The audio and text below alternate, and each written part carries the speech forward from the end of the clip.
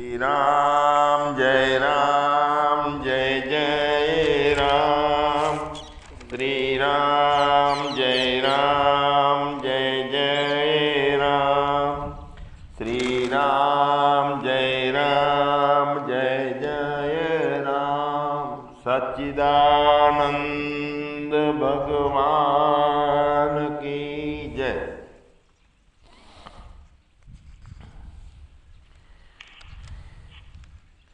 અહીંયા આપણે જ્ઞાનની પરમ નિષ્ઠાની જે એક સત્સંગ ધારા ચાલે છે રોજે રોજ, એની અંદર એક વાત ઉપર ખાસ લક્ષ આલવાની હોય છે, વાતો કરવાવાળાને. અહીંયા એ જ વાતો કરવાની કોશિશ થાય છે કે લોકોને ઉપદેશ કરવાવાળાની જરૂર જ ના રહે. તો એને કહેવાય સાચું બતાવ્યું કહેવાય. આ કોઈ કલોડીમાં ગોળ ભાગવાનો નથી. પરમાત્મા પોતે બધાયમાં પ્રગટ થયો છે, બધાયમાં હાજર છે, પોતે સંતાતો નથી ને આપણે સંતાડવાની કોશિશ કરવી નહીં પરમાત્માને. કેમ કે જે વાતને વધારે દબાવો તો સ્પ્રિંગ ડબલ ઉછળે છે, એ તો આપણને ખબર છે. તો ભલે મુમુક્ષા ડબલ થાય એટલા પૂરતું જરૂરી હોય કદાચ કોઈ વાત, વિવેક બુદ્ધિથી ટેમ્પરરી ના કહીએ. બાકી અમે એમ કહીએ અહીંથી કે આમ કરો ને તેમ કરો ને આમ મેળાઈ જશે ને આમ થશે તો મેળાશે ને, આ બધો ધોખો છે. કેમ કે સર્વત્ર છે, સર્વમાં છે અને સદાય છે, એ જ બતાડવાની કોશિશ કરવાની હોય છે. તો એવો બધામાં છે, એક રૂપે સમતાના ભાવમાં જણાતો કેમ નથી? કાલે મેં વાત કરી હતી કે જ્યારે સ્વરૂપાનંદ બાપુની સામે હું બેસતો એટલે એમ લાગે કે કેટલા આત્મભાવમાં છે, બહાર આવે જ નહીં. સતત આત્મનિષ્ઠામાં હોય. બીજા અમારે એક ભૂતનાથ બાપજી હતા, એમને સાથે હું બેસતો એટલે એ સર્વાત્મ ભાવમાં હતા. આત્મભાવમાં નહીં, સર્વાત્મ ભાવમાં. એટલે જ્યારે જુઓ ત્યારે હસતા, જ્યારે જાઓ ત્યારે બધાથી સમરસ, એને બીજું કોઈ નોખું લાગે જ નહીં. છતાં એ ભૂમિકા આપણે બનાવી શકતા નથી. કેમ કે બીજું નથી તો પણ બીજા લોકોમાં બનતા બનાવો આપણે જાણીએ તો ભેદ જ્ઞાન. એટલે ભેદ જ્ઞાન ચાલુ રહે છે, બીજું નથી. છતાં બધા લોકોમાં બનતા બનાવો, બધાની ઘટનાઓ, બધાના સંસ્કારો, બધાના સ્વભાવો, બધાનો નોખી રીતો, સંપ્રદાય હોય કે વ્યક્તિઓ હોય, આ બધાના બનાવો આપણે જાણીએ છીએ તો ભેદ જ્ઞાન છે, ભેદ જ્ઞાન. તો શું થાય છે? ભેદ જ્ઞાનથી અનર્થની નિવૃત્તિ નથી થતી, અજ્ઞાનની નિવૃત્તિ નથી થતી. અહીંયા અનર્થની નિવૃત્તિ જે કરવાની છે તો બહારનું જોઈને બધો દ્વૈતો જોઈએ છીએ, નોખાપણું જોઈએ છીએ, એટલે અનર્થની નિવૃત્તિ થતી નથી અને પાછો વધારે અનર્થ પ્રાપ્ત થાય છે, અજ્ઞાન વધે છે.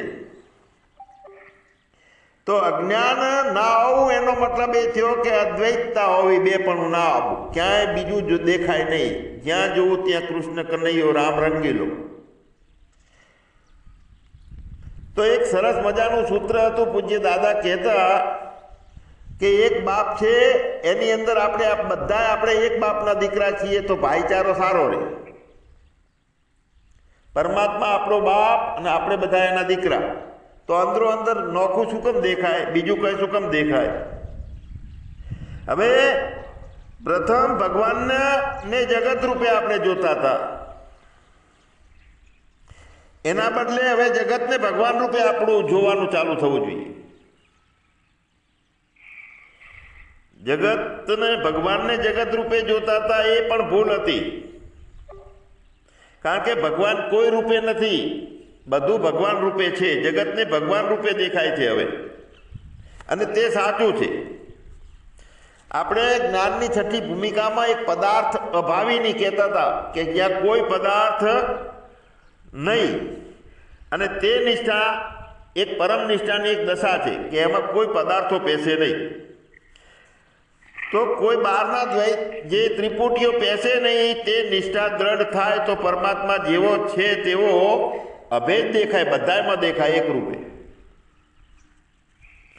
અરે બીજા કોઈ ભેદની વાતો કરે તો એ ભાષા સમજવી મુશ્કેલ પડે, એટલી અભેદતા અંદર નિર્માણ થાય આપણને. આમ હલાવે ત્યારે બહારની દુનિયામાં પ્રવેશ થાય, એટલી બધી અંદર અભેદતા પરમાત્મા સાથેનું જોડાણ થઈ જાય. અને એવી નિષ્ઠા છે તે પરમ નિષ્ઠા છે, અને એ નિષ્ઠામાં હું અને મારું આવું બધું બોલવાનું અટકી જાય, માંડ યાદ આવે. જેમ આપણે અજ્ઞાનમાં તરત ભેદ અભેદતાની વાતો સમજણમાં નથી આવતી, માંડ આવે છે. જેટલી અજ્ઞાન દશા વધારો હોય ત્યાં અદ્વૈતતાની વાતો માંડ સમજાય, તકલીફ પડે. તો એ રીતે જ્ઞાનમાં ભેદ માટે અઘરું પડે આપણને, ભેદ માટે તકલીફ પડે, ભેદમાં આવવા માટે તકલીફ પડવી જોઈએ. અને એવી દશામાં જગતનું ભાન માટે કોઈ કારણ રાખવું પડે, નહીતર પ્રાણ બંધ થઈ જાય. ખાવામાં ના આવે માણસ, વ્યક્તિ પ્રાણને પોષણ કરવામાં બહાર ના આવે તો જગતનું ભાન માટે કોઈ કારણ રાખવું પડે છે. તો જગતના ભાનમાં તે કારણ આપણને જોઈન્ટ રાખે, કારણ હોય જોઈન્ટ રાખે, એ કહેવાય પ્રારંભ. જેવું કારણ એવું જગતમાં રહેવાનું બને. જો કારણ નહીવત હોય, સામાન્ય શુલ્ક હોય, સતત પોતાની મોજ જ ગમતી હોય, તો તરત જ વિશેષ થયેલો આપણે હોઈએ એટલે સામાન્ય કારણ હોય તો અંતઃકરણમાં આવવાનું તરત થઈ અને પાછું બંધ થઈ જાય, નીચે ઉતરવાનું થાય. પણ કોઈ કારણ મોટું ના હોય તો તરત બંધ થઈ જાય. એટલે પોતાની મોજ, પોતાના સ્વરૂપની મોજમાં સ્થિતિ તરત જ થઈ જાય, કોઈ કારણ મોટું ના હોય તો, સામાન્ય હોય તો. પણ ભય, શોક, હર્ષ એ તો બિલકુલ હોતા જ નથી જ્ઞાનીમાં. બધું પાણીના લીટાની જેમ થાય, પાણી ઉપર કરેલા લીટાની જેમ. કેવી રીતે? જેમ બેંકમાં કેશિયર રોડ નોટો લે છે અને આલે છે, તો લેતા ટાણે એ ખુશી નથી થતી એને, અને આલતા ટાણે એનું મોઢું બગડતું નથી કેશિયરનું. એ રીતે હર્ષ અને શોક થતો નથી જ્ઞાની. હા, તો બધું શું થયું? મમતામાંથી ખસી જાય ને સમતામાં સમાય. તો કેવી સમતા? બધું ભગવાન રૂપે જણાય, બ્રહ્મમાં જગત આખું સમાઈ જાય. પાછું ઊભું થતું હોય તો ઊભું થઈને પાછું તરત સમાઈ જાય. જેમ આપણે લટકતા હોઈએ ને એક હાથથી ગાડી પકડીએ, બીજા હાથથી ફોન આવે તો ઉપાડી લઈએ, ફોન પૂરો થાય એટલે બે હાથથી ગાડી પકડી લઈએ, બારે લબડતા હોઈએ તો બંને અંદરથી સમાઈ જવું, પાછું ઊભું થતું, પાછું તે સમાય. પણ એ બંનેમાં ઊભું થાય, સમાય, પણ પોતે તો કાયમ એમને એમ સાક્ષી હોય. કેવી રીતે હોય? તો જેમ ઘડાનો અને માટીનો સંબંધ છે એમ નહીં, ઘડાનો અને કુંભારનો સંબંધ છે એવી રીતે. ઘડો ફૂટી જાય તો શું? કુંભારને કાંઈ થાય નહીં, રોવે નહીં ઘડો, કુંભાર રોવે નહીં.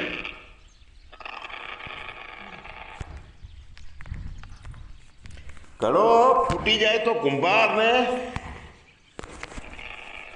કોઈ તકલીફ થતી નથી. એમ શરીરના કારણે આત્માને કાંઈ થતું નથી, કાંઈ થાય નહીં. આવું આપણો નિત્ય અનુભવ થવો જોઈએ કે આપણું હોવું કેવું હોય? સોનાની જેમ હોવું. સોનામાંથી વીંટી બહાર નીકળી જતી નથી કોઈ દિવસ, કદીએ. બે નોખું પડતું નથી. સોનામાંથી વીંટી કોઈ દાડો બહાર નીકળતી નથી, માટીમાંથી ઘડો કોઈ દાડો બહાર નીકળતો નથી. એમ આપણામાંથી જીવ કે જગત કઈ બહાર નીકળતા જ નથી. બધા નામ રૂપ અને ગુણની ત્રિપુટી થઈને ઉડી જાય છે. માટે જે જણાય તે બધું અભેદતામાં સમાન. બહારનું જગત જેટલું જણાય તે બધું અભેદતામાં સમાઈ જાય, સમાન, બધું સમતામાં સમાઈ જાય. જેની દ્રષ્ટિ જે છે માટી અને ઘડો બંનેમાં હોય એવું પણ નહીં. તો પણ ભેદ જોવાનો આવ્યો. બે જોયું ને, એ કાર્યનો અને કારણનો ભાવ થયો કે ભાઈ કારણ માટી છે અને ઘડો કાર્ય છે. તો બે પણ તો રહ્યું જ, બે જોવાનું. તો એ પણ દ્વૈત છે. દ્વૈત જ ના આવવું જોઈએ અહીંયા. ઘડો તે માટી છે આવી રીતે જોવાનું. માટી અને ઘડો બંને છે એવી રીતે નહીં જોવાનું.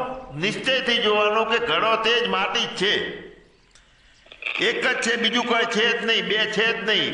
કદીએ કશું બે છે જ નહીં. જીવે નથી, જગતે નથી,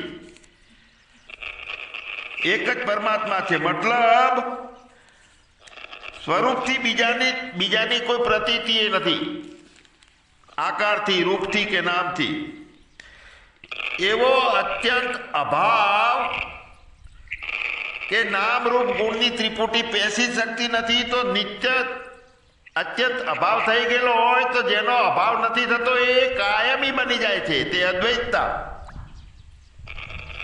જો જગત મિથ્યા છે, બ્રહ્મ સત્ય છે, ક્યાંય અત્યંત અભાવ નથી. આ એક રહસ્ય છે, કોયડો છે, જાણવા જેવો. કારણ કે બે આવ્યું ને, બ્રહ્મ જ સત્ય છે, આ મુખ્ય વાત છે. સત્ય છે એટલે એક જ છે, બીજું કાંઈ નથી. તો વળી મિથ્યા કરવાનું ક્યાં આવ્યું?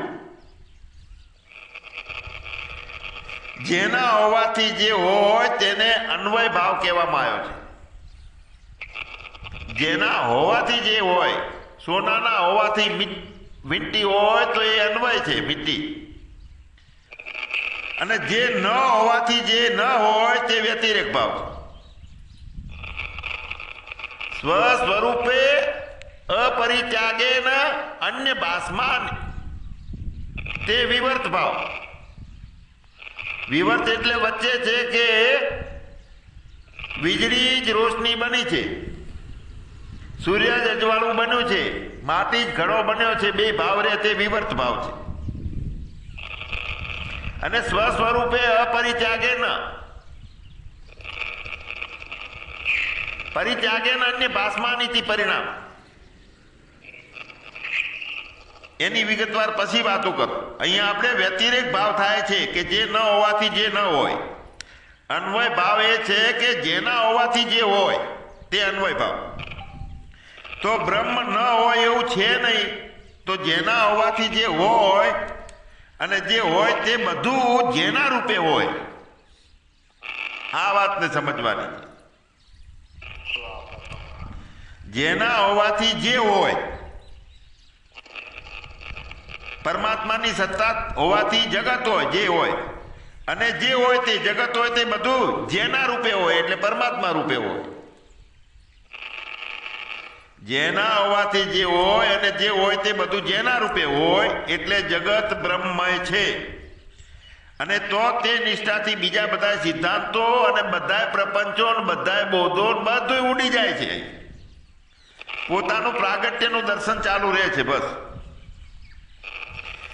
આપણે આંખથી જોઈએ છીએ એ જ વખતે પગથી ચાલતા હોઈએ છીએ ને હાથથી કામ કરતા હોઈએ છીએ. તો બધું એક સાથે થાય છે.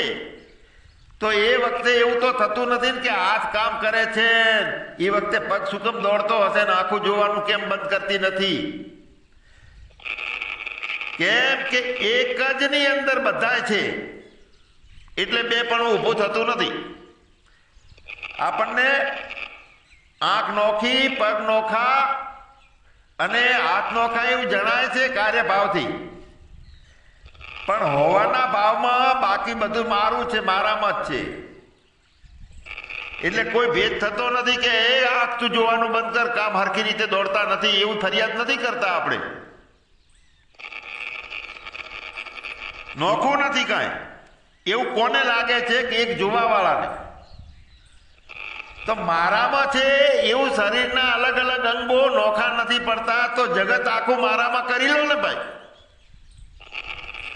અને આપણે 5.5 ફૂટના બદલે આકાશથી એ મોટા બની જઈએ છીએ. આપણે શરીરના ભાવમાં મારો હાથ, મારી આંખ, મારા કાન, મારા પગ નોખું નોખું કાર્ય કરતા હોવા છતાં નોખું લાગતું નથી. કેમ કે મારામાં છે એમ માન્યું, મારા જ અંગો છે એમ માન્યા, મારા રૂપે છે એવું માન્યું. તો આપણે અવિનાશી વિભુન ભસમ આકાશ જેવા વ્યાપક છીએ. તો એની અંદર યોમે પશ્યતિ સર્વત્ર સર્વચ્ચમય પશ્યતિ, બધું મારામાંથી ઉત્પન્ન થાય છે, મારામાં જ રહે છે, મારામાં પાછું ખતમ થાય છે. અને બધું મારું છે, મારા રૂપે છે, બીજું કાંઈ નોખું નથી. નોખું ના પાડવું આ મુખ્ય જીવનનો સિદ્ધાંત છે. નોખું ના પાડવું તે ભેદ નહીં.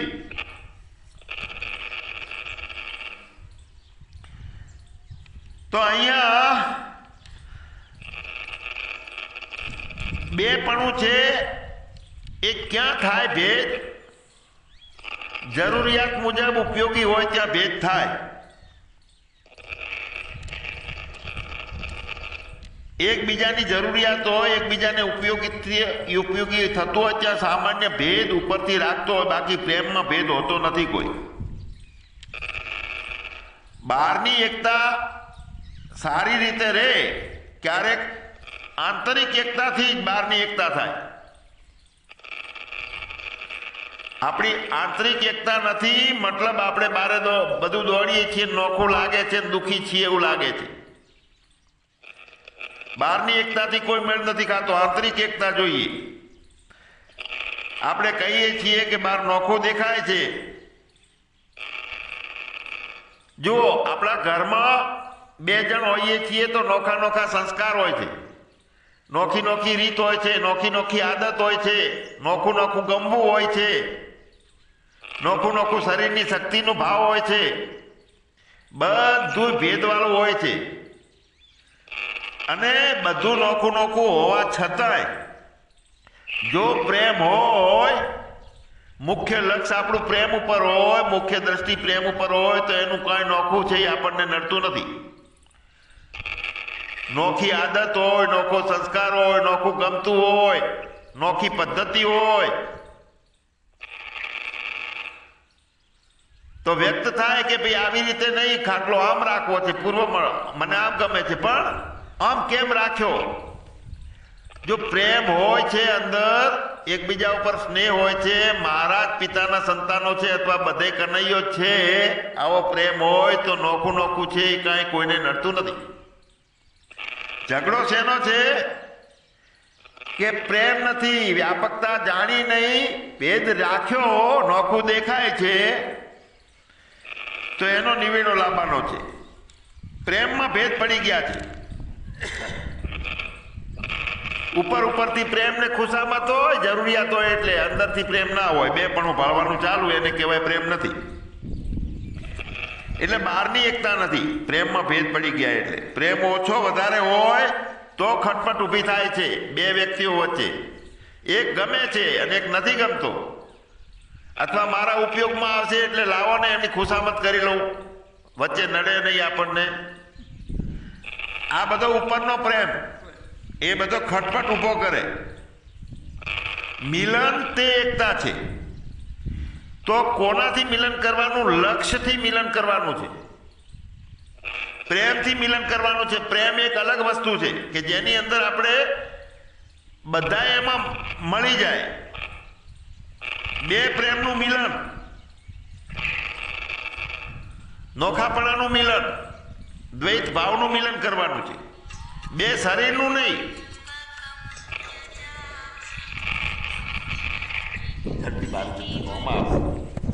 દૂર જતા 2 શરીરનું મિલન નહીં. ભાવમાં એકતા હોવી જોઈએ આપણી. 2 નોખું નોખું હોય તો એકતા હોય, સમત્વયોગ હોય તો નોખું લાગે નહીં. જેમ અલગ હાથ પગ ને આંખની ક્રિયાઓ નોખી લાગતી નથી, અને સમત્વ યોગમ ઉચ્યતે તે જ લક્ષ્ય સાધ્ય કરવાનું છે કે બધે સમતા એટલે જમીન ખેડી અને ઢેફા ઊભા ત્યાં તો ઉપર હમાર ફેરવવાનું આ સમતાનું ઢેફા અને માટી એકરૂપ થઈ જવી જોઈએ બે સાથે રહીએ છીએ તો રુચિ તો નોખી હોય છે આદતો નોખી હોય છે સંસ્કારોમાં ભેદ હોય છે સામર્થ્યમાં ભેદ હોય છે શક્તિ ઊંચી વધારે હોય પણ લક્ષ્ય એક હોય સત્યનું લક્ષ્ય હોય પ્રેમનું લક્ષ્ય હોય તો તે ભલે ભોજન કાચું બની જાય કે ગમતું કર્યું હોય નાખ્યું હોય પણ જે આપણો ઈગો છે ને મારો આ અધિકાર છે અધિકાર પણ ખલાસ થઈ જાય સાધના અલગ હોય તોય નડે નહીં કોઈ માતાજીને માને કોઈ રામાપીરને માને કોઈ ભગવાનને માને કોઈ અસંગી રે સાધના અલગ હોય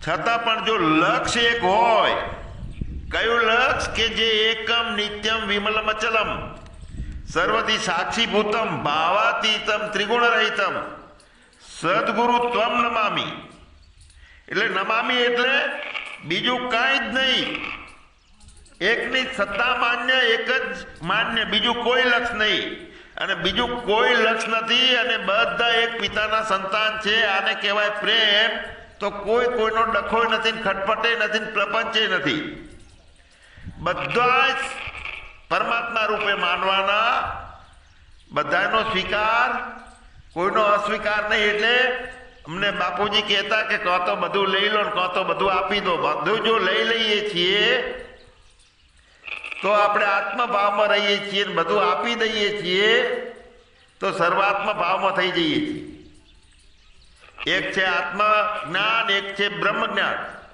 પણ બધું એકનું એક છે ન્યુટ્રલ ગેરમાં ગાડી ચલાવવાની વચ્ચે ડખા કરનારો જે ડફોળ ઊભો થયેલો છે એ ડફોળ ખલાસ થવો જોઈએ ડખા કરનારો આખા જીવનનું મુખ્ય તાત્પર્ય અને લક્ષ્ય આ છે